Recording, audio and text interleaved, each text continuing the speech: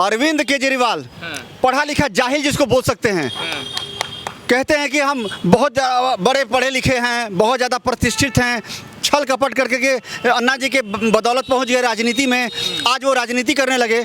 अरे समाज से जुड़ो ना यार, जनता क्या चाहती है। ठीक है, इतना दिमाग आपका शार्प था, आप मुख्यमंत्री बने, 2-2 स्टेट के लिए संभाल लिए, लेकिन ये सब छल कपट ज़्यादा दिन तक नहीं चलेगा। आपके भी चेहरे समझ में आ रहे हैं आप सबको, आप भी अपने सब्जेक्ट पे क्लियर होइए, और एक अगर विपक्षी बन के चलना है तो एक मुद्दे पर आइए और एक सच्चा विपक्ष बन के देखिए जो देश के लिए हेल्प करे। तो देश में ये लगातार ये कहते हैं कि देश के मुसलमानों से तो इनको नफरत है, लेकिन सऊदी अरब के जो प्रिंस आते हैं उनसे इनको बड़ा प्यार है। क्या लग रहा है कि जो कहते हैं कि मोदी सरकार का ये दूसरा चेहरा है, एक तरफ तो मुसलमानों से हेट करते हैं, दूसरी तरफ एक मुसलमान जो बाहर से आता है उससे प्यार करते हैं। देखिए, यही बरगलाने वाली बात है। मोदी जी कब मुसलमानों से हेट किए? क्या ये 3 तलाक का जो बिल लेकर के आए मोदी जी, क्या ये मोदी जी ने नहीं लाया? ये किसी और ने लाया? उन्हीं के घर के बहू बेटियों का प्रॉब्लम था ना, ये उन्हीं के समाज का प्रॉब्लम था ना। इसको दूर कौन किया? सिर्फ मोदी सरकार ने सॉल्व किया, जबकि ये प्रॉब्लम तो कब का था। देखिए, ऐसा नहीं कि हर धर्म में कुछ ना कुछ समस्या नहीं होती है, हर परिवार में कुछ समस्या होती है, हर धर्म में कुछ समस्या होती है, लेकिन उसका समाधान निकाल कौन रहा है? जो उसका समाधान निकाल रहा है हम उसी को तो कहेंगे ना कि ये बढ़िया काम कर रहे हैं। अच्छा, मोदी सरकार के ऐसे क्या काम है जिसको लगता है कि 2024 में उस आधार पर फिर से मोदी जी को जनता चुनेगी आपके हिसाब से? सबका साथ, सबका विकास और सबका प्रयास, ये चलता रहेगा और निरंतर चलता रहेगा। और इस तरह से जोड़ने की जो कड़ी है, ये दिन दूनी रात चौगुनी अब बढ़ रही है। सबके अंदर में विश्वास हो चुका है और ये ग्लोबली बढ़ रहा है। अच्छा, तो ये दुनिया में तो प्रधानमंत्री नरेंद्र मोदी का कद बढ़ रहा है, लेकिन विपक्षी नेताओं को ये दिख नहीं रहा है, ऐसा क्या हो रहा है? विपक्षी नेता को दिख रहा है सिर्फ कुर्सी कहीं पीछे से निकल ना गया हो।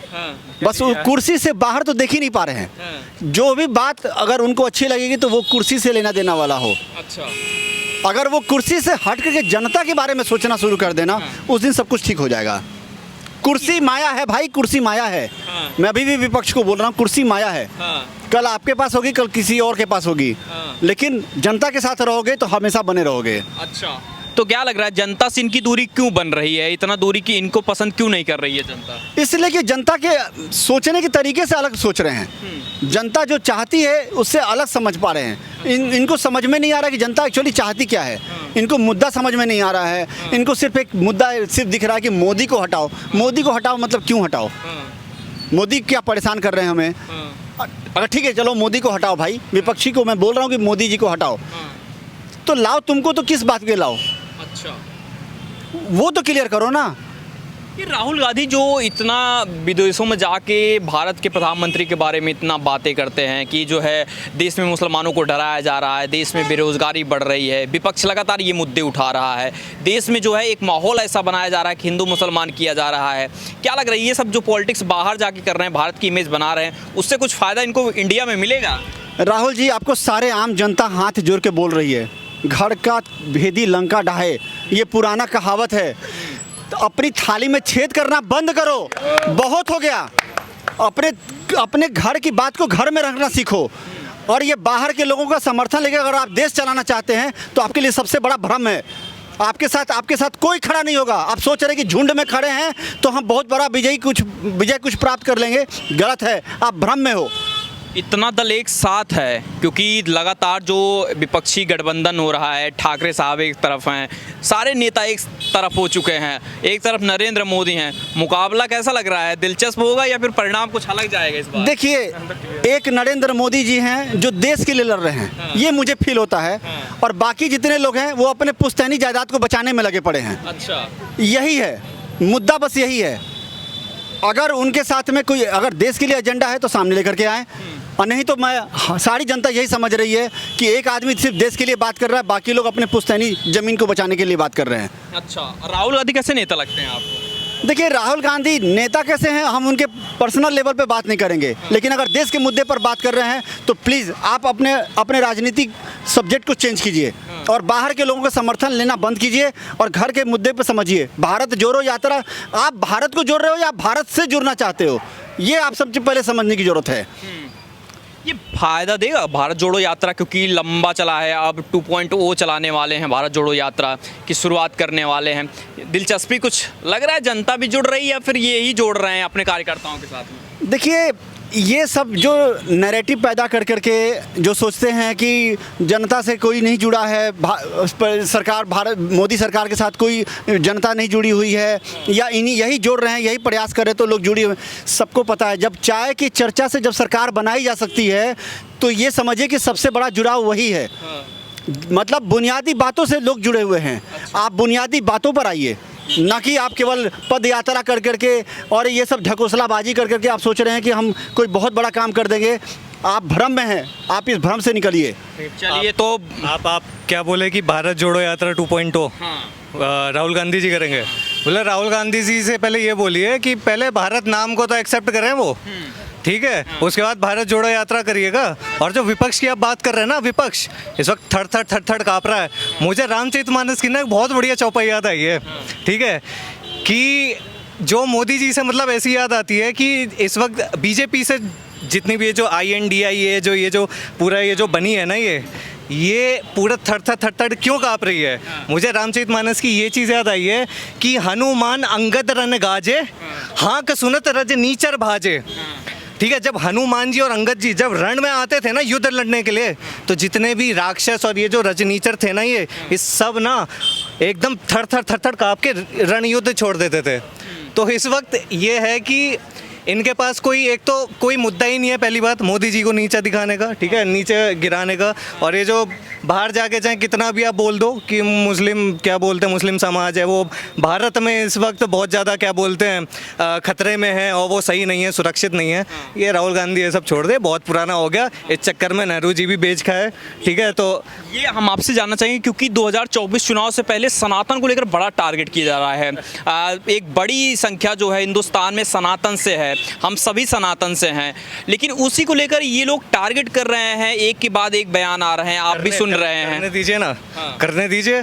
एक बात दोबारा बोल रहा हूँ, एक और चौपाई दे रहा हूँ यहाँ पे श्री रामचरितमानस जी की, ठीक है। रामा युद्ध अंकित ग्रह शोभा बरनी न जाई, नव तुलसी का व्रंत हम देखी हरस कपिराई।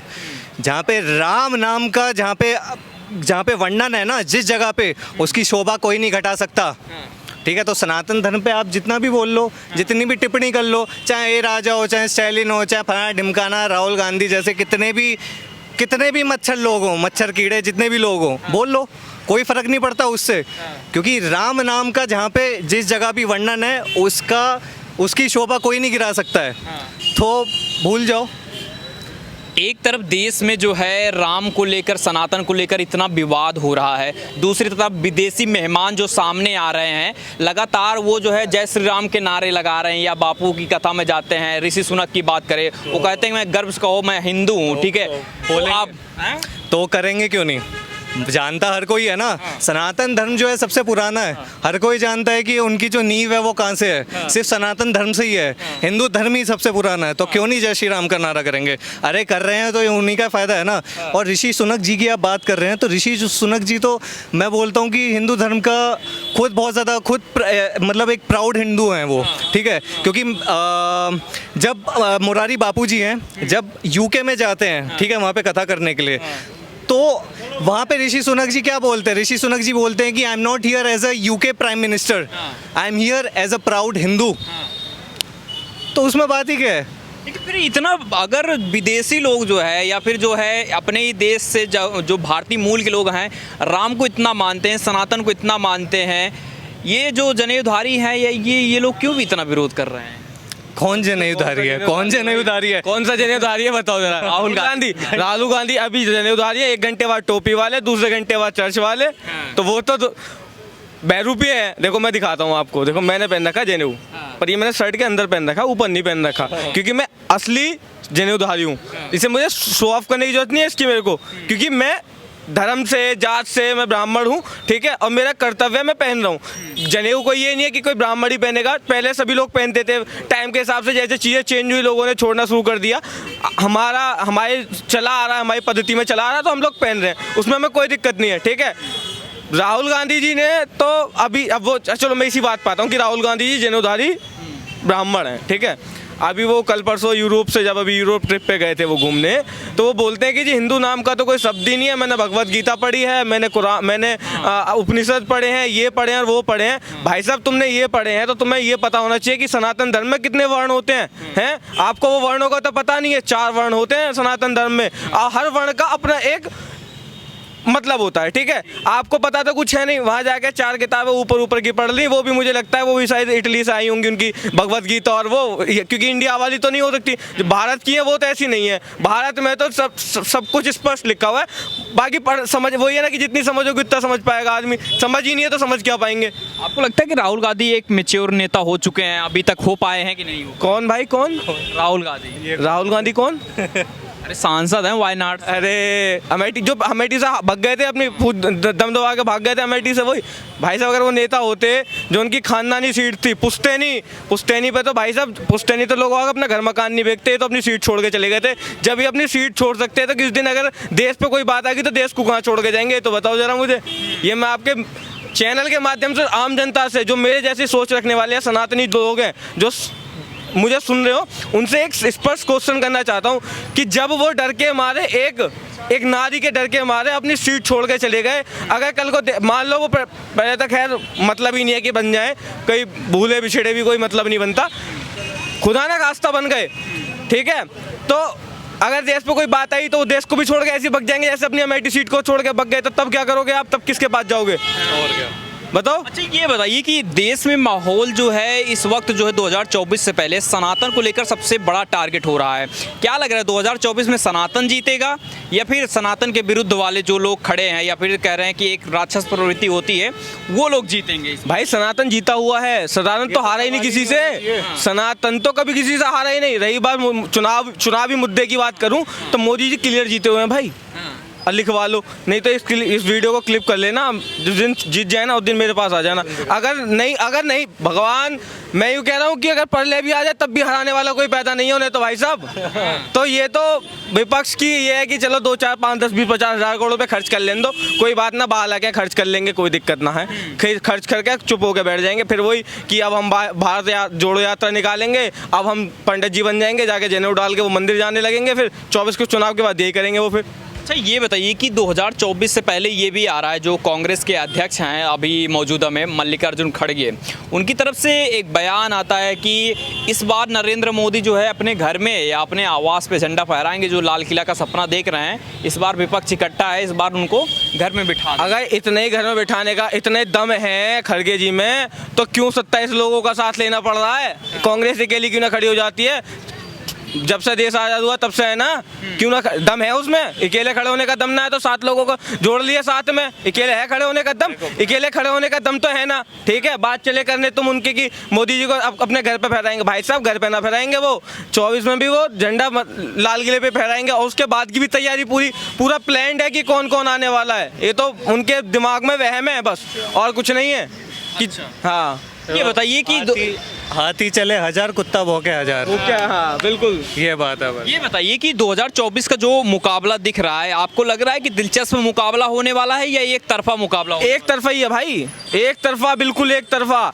एक मैं बताता हूँ आपको, आंकड़ों के हिसाब से बताता हूँ। 2014 में जब चुनाव हुए तो कांग्रेस 19% पे थी, ठीक है। 2019 पे हुए 19% थी, वोट प्रतिशत घटाता हूँ, मतलब वोट प्रतिशत 19 में थोड़ा सा बढ़ा, ठीक है। अभी के 24 के चुनाव का जो निकल के आया है, आउटकम जो निकल के आ रहा है, उसमें 11% पे आ गई है। जब भाई साहब 19% पे कुछ ना कर पाए तो 11% पे क्या कर लोगे? तो बता दो जरा तुम मुझे। अच्छा, तो मतलब वापसी हो रही है 2024 में? बाप, अरे यार शक है क्या तुम्हें कोई? मेरे को तो नहीं है, सवाल ही नहीं है। तो आपके, मैं कह रहा हूँ जिसके दिमाग में सवाल है वो निकाल दे, मतलब ही नहीं है, क्योंकि कंफर्म है। विपक्ष तो मेहनत तो कर रहा है ना, यही चाह रहा है कि वो जो है, क्योंकि देश में जिस तरीके से आपसे यूथ के नाते, क्योंकि यूथ को रोजगार की बात हो रही है, विपक्ष यही मुद्दा उठा रहा है कि रोजगार, हिंसा या हिंदू मुस्लिम, ये सारी चीजें हो रही हैं, तो देश में माहौल बदलेगा। मैं अब आपको करेक्ट करता हूँ, अगर विपक्ष रोजगार, मजदूरी और बेरोजगारी इस सब पे बात करता ना, तो शायद 2-4% वोट बढ़ जाता, कि लोग बाग भीख में भी देते ना कई बार कि चल कोई बात ना, चल यार हमारे पक्ष की बात कर ली। जो सनातन पे वो कर रहे हैं, तो वो 2-4-6% जो देने वाला भी था ना, वो भी नहीं देगा, और जो देगा वो सबसे बड़ा दोगला। जो देगा वो सबसे बड़ा दोगला। नैरेटिव्स क्यों नहीं चल पा रहे उनके उत्तरी राज्यों में, क्यों नहीं चल पा रहे? क्यों दक्षिण में जाके अपनी एस्टेसी मरवा रहे हैं भाई? यहाँ आके बोले ना। अब आपसे एक और सवाल रहेगा, उसके बाद ये बातचीत को ख़त्म करते हैं। आपसे ये जानना चाहेंगे कि 2024 पहले सनातन को लेकर बीजेपी बड़ा जो है दिख रहा, अपना रुख एक रखती है कि हम सनातन के प्रति जो है हमारी आस्था है, हम उनको बचाव करते हैं, लेकिन यहीं पर मोनू मानेसर को गिरफ्तार किया जाता है, बिट्टू बजरंगी की गिरफ्तारी होती है, फिर ऐसे लोगों के साथ कहाँ खड़ी होती है? बिल्कुल बिल्कुल बात आपकी सही है भाई साहब। देखो, हर चीज़ का तर्क वितर्क हर चीज़ का है। उनके साथ अगर वो गलत होंगे तो गलत उनका, जो अगर उन्होंने गलत किया है वो उन्होंने केस, आप गलत मानते हैं? मैं बता रहा हूँ, उन्हें उस केस में नहीं उठाया। पहली बात तो जो वहाँ पे हुआ था कांड, उन्हें उठाया दूसरे केस में। पहली चीज़ क्लियरिफाई कर दूँ मैं आपको, वो मर्डर केस में उठाया उन्हें, ठीक है? तो मर्डर केस अगर उन पर सिद्ध होगा तो वो जेल जाएंगे, नहीं होगा तो बरी हो जाएंगे, साफ सीधी बात है, पहली चीज़। दूसरी चीज़, मैं बीजेपी का जो स्टैंड लेने वाली बात है उस पर मैं आपको एक पिक्चर क्लियर करता हूँ। बीजेपी को क्यों मैं वोट देना चाहता हूँ या मैं क्यों मोदी जी को वोट देना चाहता हूँ, उस पर मैं आपको थोड़ा ब्रीफ बात कर देता हूँ। ठीक है।